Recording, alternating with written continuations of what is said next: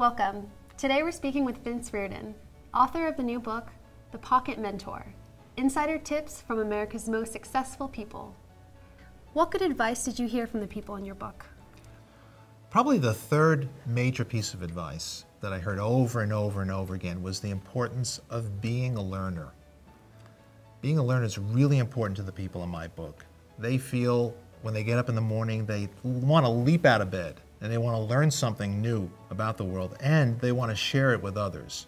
Their feeling is that life isn't a problem to be solved. Life is a mystery to be explored, to be examined, and to be shared with others. It's a very exciting, inspiring viewpoint that they have. Who is a good example of a learner? There are a lot of good examples in the book. One that comes to mind is Temple Grandin. She's a professor of animal science at Colorado State University. She has a very, very interesting history. She was diagnosed at age 2 with autism. She didn't start speaking until she was about 4. Although she had teachers and mentors who were very understanding to her, her educational experience through grammar school, middle school, high school was one of daily ridicule.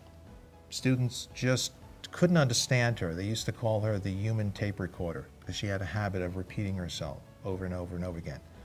Temple Grandin got the last laugh.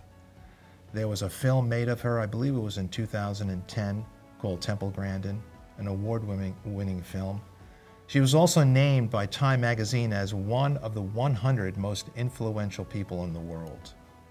So she got the last laugh at the people who were laughing at her growing up. Why is she so special?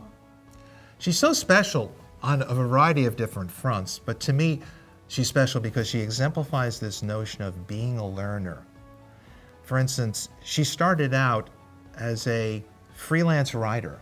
She always had an interest in cattle and ranching, and she started freelancing articles for a trade publication in cattle. And this allowed her to get a press card and allowed her to go to conferences and become more and more knowledgeable of the cattle industry. She's also a very good artist and draftsman. So she started showing her drawings of structures, construction works for the cattle industry, like corrals and even posters that she designed. And it really came to the attention of the cattle industry, and she started getting hired by them. She went to Arizona State University. She got a degree in animal science, and then she got a doctorate in animal science from the University of Illinois. Now, what's interesting about her is she combines her interest in animal science with her interest in constructing structures for animals, such as corrals and enclosures that are much more humane than the current corrals and structures that have been built. Because of her unique sensitivity to animals, she is able to design structures, corrals and enclosures that are very humane in the treatment of animals.